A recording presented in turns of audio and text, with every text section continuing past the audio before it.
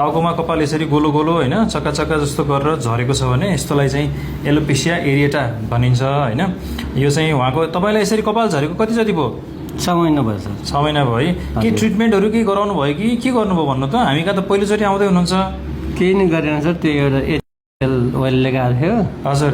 त्यो 1 महिना जस्तो भयो। अनि त्यो लसुन अनि त्यो के हजुर अदुवाहरू लगाउनु पर्छ आउँछ भने त्योहरू कहिलेकाहीँ लगाउँछ सर। त त्यति फाइदा भएन है। हेर्नुहोस् है, यसरी कपाल यो गोलो गोलो भएर झरेको छ भने यसलाई एलोपेसिया एरिएटा भनिन्छ।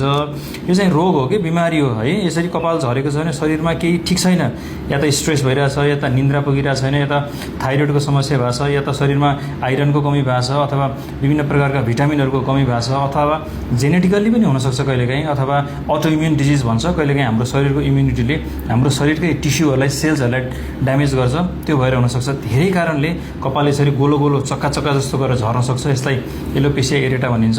यदि यस्तो आएको छ भने चाहिँ कुनै बजारमा गएर कुनै तेल किनेर कुनै झोल लगाएर अथवा कुनै अदुवा घसेर होइन कि प्रपर के कारणले झरेको छ भनेर पत्ता लगाउनुपर्छ र पत्ता लगाएपछि अनि त्यसअनुसार चाहिँ उपचार गर्नुपर्छ। यसको लागि बेस्ट सुरुवाती ट्रिटमेन्ट चाहिँ यस्तो इन्जेक्सन हुन्छ। यसलाई चाहिँ ट्राइमसिनोलोल इन्जेक्सन भनेर भनिन्छ। म लाउँदैछु है, थोरै अलिकति यहाँ इन्जेक्सन लगाउँछु, अलिकति दुख्न सक्छ है त। हो, यसरी चाहिँ इन्जेक्सन लगाउनुपर्छ।